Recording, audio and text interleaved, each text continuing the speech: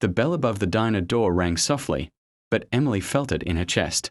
She didn't know why. Maybe it was the way the man paused before stepping inside. Maybe it was the way he scanned the room like he was still somewhere louder, somewhere more dangerous. Or maybe it was the uniform, neatly pressed, decorated, carrying more weight than fabric should. It was just past 8 p.m. at Rose's Diner, a small family-owned spot off a quiet highway in Ohio. The dinner rush had slowed. The scent of coffee and fried onions lingered in the air. Emily wiped down the counter, her feet aching from a double shift. The soldier chose a booth by the window. He sat straight, almost stiff. His hands rested on the table like he wasn't sure what to do with them. Emily grabbed a menu and walked over. "Evening," she said with a gentle smile. "Coffee?" He nodded once. "Yes, thank you." His voice was calm but distant. As she poured his coffee, she noticed the patch on his sleeve. U.S. Army. His name tag read, "Carter. You just get back?" She asked carefully. He hesitated. "Yes, yesterday." There was something in the way he said it. Not excitement. Not relief. Just, wait. "Well," she said softly, "welcome home." For a split second, his eyes flickered, like he wasn't sure what home meant anymore. He ordered the cheapest thing on the menu, a hamburger and water. No fries. No extras. Emily had been waitressing long enough to recognize that kind of order. She didn't ask questions. But when she walked back to the kitchen, her heart felt heavier. Her younger brother had worn that same uniform once. He never made it back from Afghanistan. She still remembered the knock on the door, the way her mother's knees gave out. She swallowed hard and plated the burger herself, adding fries quietly. When the cook raised an eyebrow, she just shrugged. "On me," she whispered. When she placed the food in front of him, he looked confused. "I didn't order fries." "They come with the welcome home special," she said, smiling. He studied her face like he knew she wasn't telling the full truth. But he didn't argue. Halfway through the meal, she made her decision. She picked up his check before he could reach it and walked to the register. She paid for it with her own tips, money she honestly couldn't afford to lose. When she returned, he was reaching for his wallet. "It's taken care of," she said gently. His hand froze. "What?" "It's just a thank you. For your service." Silence filled the space between them. His jaw tightened. His eyes glistened, just slightly. "You don't have to do that," he said quietly. "I know," she replied. He nodded slowly, like he didn't trust himself to speak again. When he finally stood to leave, he thanked her twice. And as the bell rang again and the door closed behind him, Emily felt something shift in the air.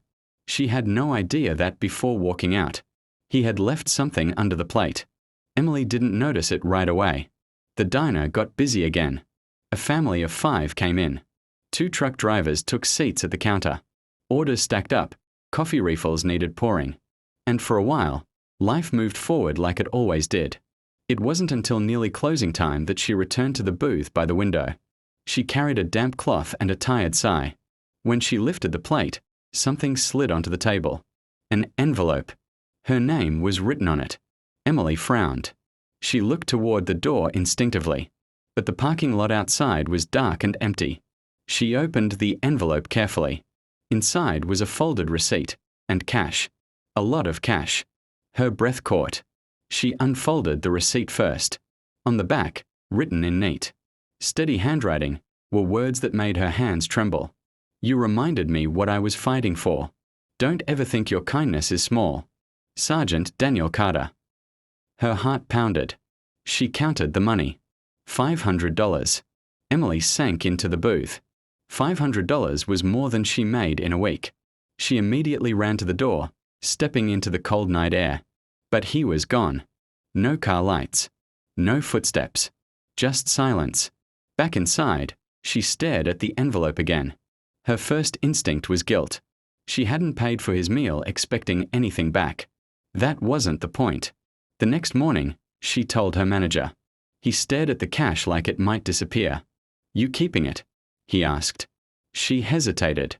Her rent was overdue. Her car needed repairs. Her mom's medical bills still loomed like storm clouds. $500 would change a month. But something about the note wouldn't leave her heart. You reminded me what I was fighting for. She folded the letter carefully and slipped it into her apron pocket. I think, she said slowly, this money wasn't meant just for me. Her manager raised an eyebrow. What do you mean? Emily didn't fully know yet, but she felt it. Kindness had come full circle. And maybe it was meant to keep going.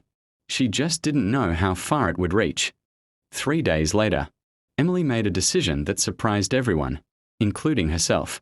Instead of using the $500 for rent or bills, she went to the local VA hospital. The waiting room was quiet, filled with veterans sitting alone, some staring at the TV, others staring at nothing at all. She approached the front desk nervously. Hi, she said. I'd like to use this to cover meals for veterans who can't afford them. The receptionist blinked. All of it. Emily nodded. It wasn't really mine to begin with. Word spread quickly through the small community. The diner posted about it on social media. Customers shared the story. A local news station picked it up. The waitress who paid it forward. Emily felt embarrassed by the attention, but donations began coming in. $10, $20, $50. Within a week, the total had grown to $3,200. Then something unexpected happened. A news reporter tracked down Sergeant Daniel Carter. He agreed to an interview. When asked why he left the money, he answered simply, because when I came home, I felt invisible. That night, she looked at me like I mattered. The clip aired nationally. Donations exploded. Within a month, the small idea turned into a registered nonprofit, Plates of Gratitude. Its mission was simple: provide meals and support to veterans transitioning back to civilian life. Emily found herself standing at a podium one afternoon, looking out at a crowd gathered outside Rose's diner. She wasn't polished. She wasn't prepared. But she spoke from the heart. I just bought a burger, she said. He just left a note. That's it. That's how this started. The crowd laughed softly. But kindness, she continued, doesn't stay small if you let it grow. And somewhere in the back of the crowd, Daniel Carter stood quietly, watching. Emily didn't see him at first. After the speeches ended and people began dispersing, she felt a familiar presence near her. Hi, Emily. She turned. Sergeant Daniel Carter stood there, out of uniform this time. Just jeans and a flannel shirt. For the first time, he looked lighter. You didn't have to do all this, he said softly. She smiled. Neither did you. They stood in comfortable silence. You know, he admitted, when I left that money, I just wanted you to know your kindness mattered. It did, she said. More than you know. He glanced at the growing community center banner nearby. You turned $500 into something bigger. She shook her head. No, we did. He looked at her for a long moment. Coming home was harder than deployment, he confessed quietly. I didn't feel like I belonged anywhere. That night, I almost kept driving. I almost didn't stop. Her chest tightened. But you did, she said. Yeah, he nodded. And you reminded me that this country isn't just headlines and politics. It's people. People who care. Tears burned behind her eyes. Over the next year, Plates of Gratitude expanded to 3 cities. Thousands of meals were served. Counseling services were added. Job placement partnerships were formed. And every time someone asked how it started, Emily would smile and say, it started with a burger. On the 1-year anniversary of that night, Daniel returned to the diner again. This time, he brought a small wooden frame. Inside, it was the original receipt with his handwritten note. He handed it to her. For the wall, he said. She placed it near the entrance of Rose's diner. Under it, a small plaque read, "One act of kindness can feed more than hunger." Customers stopped to read it every day. Most never knew the full story, but they felt something when they saw it. A reminder that kindness doesn't require wealth. It doesn't require recognition. Sometimes, it's just a waitress paying for a meal, and a soldier leaving something under the plate. And in between those 2 quiet decisions, a movement that fed thousands. Because when one person chooses to care, the world changes, one plate at a time.